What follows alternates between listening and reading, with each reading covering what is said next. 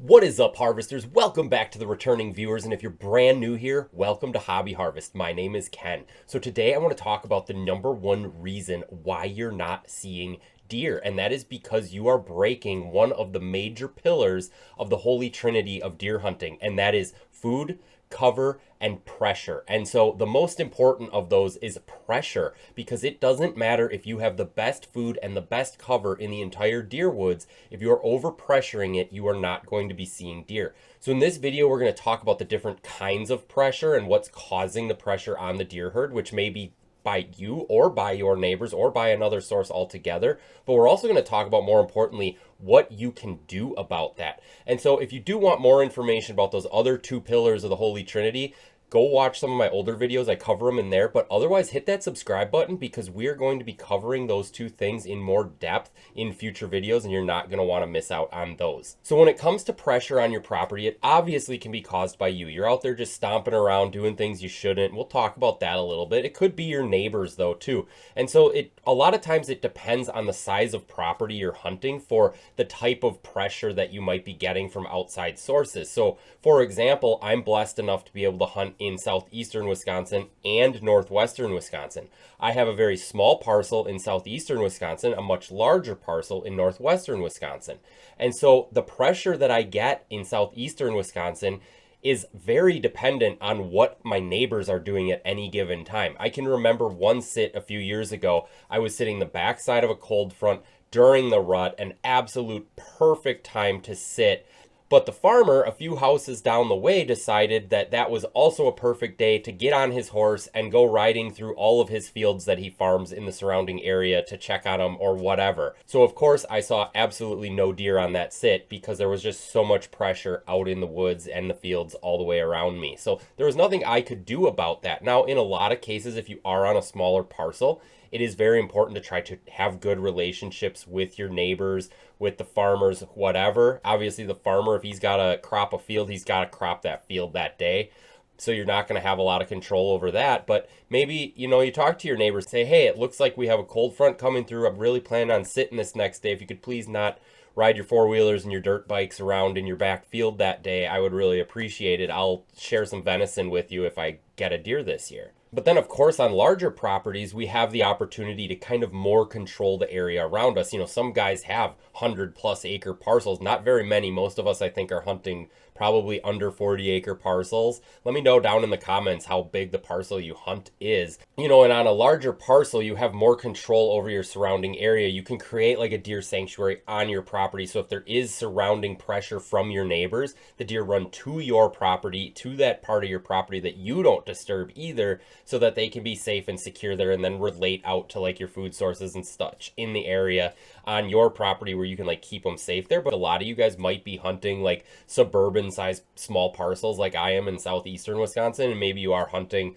more like 40-acre plus size parcels in more rural areas. So once we've talked to our neighbors and we've tried to handle the pressure that they might be putting on the surrounding area, we really need to look inward and focus on ourselves. So when we're talking about pressure on our own properties, we first off really need to look at stand placement. So you obviously, in order to hunt, need to get into your stand and out of your stand. So make sure you put that stand not necessarily where the most deer sign is, or where the best spot in the woods is, or where your cameras are showing you a ton of deer, because once you put yourself into that place in the woods and you put your scent and noise and everything into that part of the woods, that is not the best part of the woods anymore. So you really want to make sure you're placing your stands that are more in an area that is easy for you to get in and out of undetected, more so than just placing them in the absolute best bedroom of the deer on your property. Because if you walk into their bedroom and kick them out of there, guess what? They're going to go to a different bedroom on an adjacent property. They're not going to be there anymore. So you really want to be careful of where you're putting these stands initially. And when you're deciding where to put these stands, you really want to decide, is this going to be a morning sit stand or an afternoon sit stand? Those morning sit stands are going to be in relation to the deer returning to their bedding area. So an area of like thick cover that they're going to move through during those early daylight hours to stay in cover so they can return to their bedding area. They're not going to just walk through an open field when it's light out like that. Or is this a PM sit? So it's something that's relating from that bedding area to that food source. So yeah, you could sit on the food source, but why not sit on the path they're going to travel to the food source? So you make sure that you do see them in the daylight in case they're getting that food source after dark. And then of course, obviously we need to be conscious of our wind. I absolutely love putting two stands on the same like pinch point in the woods so I can sit in this one or this one depending on which way the wind is blowing. But also keep in mind your thermals. In the morning when things are heating up, your thermals are going to rise up. I have shot so many bucks with my wind blowing directly at them in the morning because the thermals were carrying my scent up and over them so that they couldn't actually smell me, even though the wind direction was absolutely horrible and it was blowing straight at them. Now, in the afternoon, the opposite happens. As the day cools off, that air sinks down and your scent's going to fill in all of the holes and whatever around you. So just keep this in mind when you're setting up these stand locations as well, especially if you have topography to play with. I use topography so much to my advantage with thermals to be able to sit undetected on stand locations. And then of course, lastly with these stand locations, just make sure your outline's broken up. You don't want to be a big blob on a tree. Deer tend not to look up, but they will if you stick out that much. So you want to make sure that you're either in like a blind that completely encloses you and you only have your head sticking out, or you want to make sure that there's at least trees and stuff behind you that break up your outline. So just keep this in mind. You don't want to be in a lone tree out in the middle of a big open field because that's just going to make you stick out so much visually to them. It just looks wrong to them and they'll look at you and they're not going to run off right away. They're going to wait to get that second scent to be able to smell you, see you move, or to hear you. But they're at least cued off to your presence, and you really don't want to give them even one scent because those mature bucks, if they get one of those senses, they're usually not even going to bother coming near that area. Those does, those mature does, they usually need two, and those fawn, you need to like throw a snowball at them or something to get them to move. But you really want to make sure that you're taking all of the senses away from the deer and they have absolutely no idea that you are even there. So once you have these stand locations, you need to think of how you're ingressing and egressing from them. And I say those as two different things because you could have two trails getting in and out of these stands. If this is a morning stand, you may come in the dark on one path, but once it gets light out and we're a couple hours into the day, you might egress out of a different trail depending on how your property's set up. And same thing in the afternoon. You may come in one way but leave another as to not spook out a food source that they may be sitting on after it gets dark out, but you could have accessed in through that food source in the middle of the day for an afternoon sit because they should be in their bedding areas at that time. So just keep in mind that you can have two trails to a stand to get in on one and out on the other, and then always be conscious of your wind and your thermals on those trails as well. A lot of guys are always worried about where is the wind blowing when I'm on my stand. Well, where is the wind blowing when you're walking into that stand? Because if you're just painting scent into a bedding area on that walk in, that is not going to do well for your sit because those deer are not going to come your way when they move out of those bedding areas. They're just going to head the other way to a different food source in the afternoon.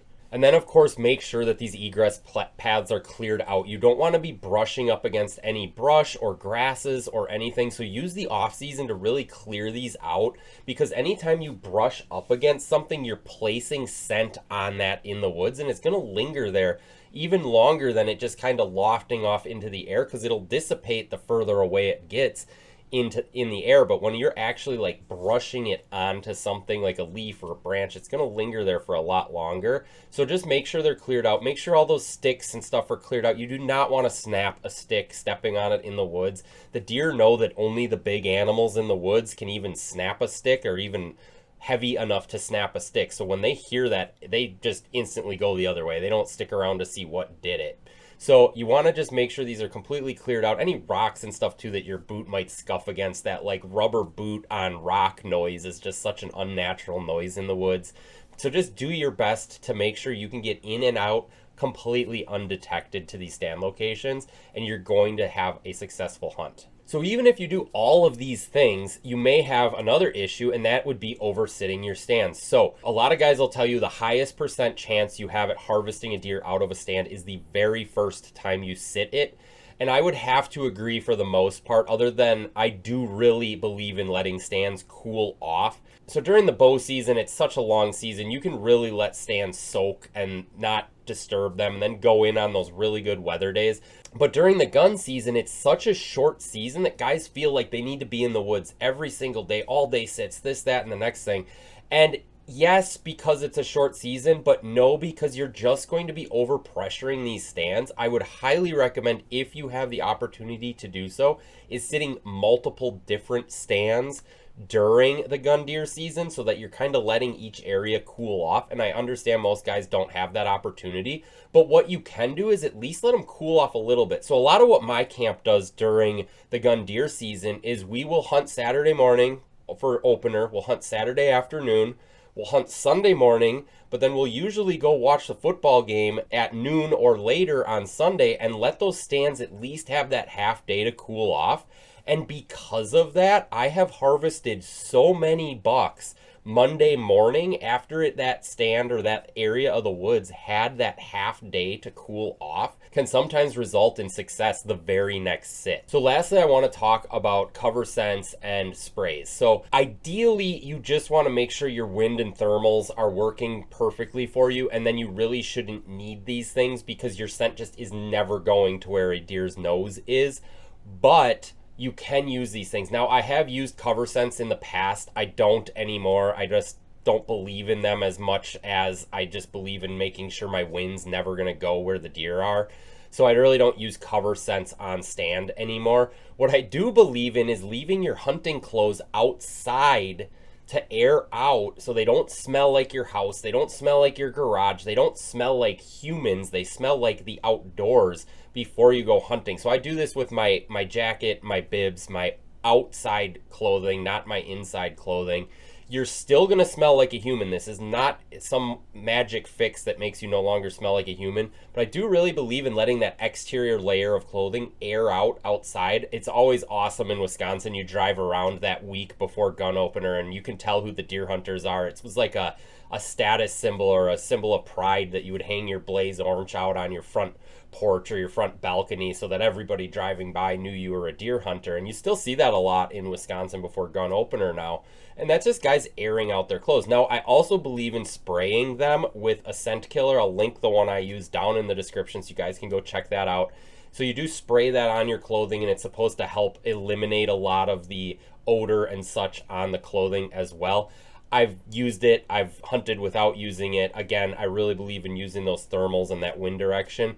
But these are ways to really cut down on your scent when you're walking in. If you do brush on something or touch something or whatever, to keep that extra scent out of the woods, especially on that walk in and walk out. Because when you're on stand, like I said, you should have that wind direction going the right way for you. But that's not always how it works. The last 2 bucks I shot came in on the trail that I walked in on. Now, that's a pat on the back to me that I did a good job with my scent walking in, that they didn't smell that lingering scent. The last buck I shot came in about 45 minutes after I walked in, and the buck before that came in about 15 minutes after I walked in. So these bucks were right on my heels coming in. So they did not smell me coming in. And then of course, while I'm on stand, I typically sit so that my wind is blowing in the direction that I just walked in on. But what was working in my advantage in this case was because it was a morning sit, my thermals were going up and it was carrying my scent up and over them, even though it was blowing right at them. But again, this really goes to making sure that scent is covered on the walk in as well, because if you're not taking care of that, if you're not getting all that brush out of the way, if you're rubbing up against everything, there is no way those 2 bucks walk in on that same trail smelling me and everything I brushed up against on the entire walk in. And of course, you guys got to get in quiet. Don't be making noise. Don't be making any of that unnatural noise, that metal on metal, that rubber boot on rock noise, anything like that. And those big animal noises too, keep those to a minimum. No snapping sticks, none of that stuff.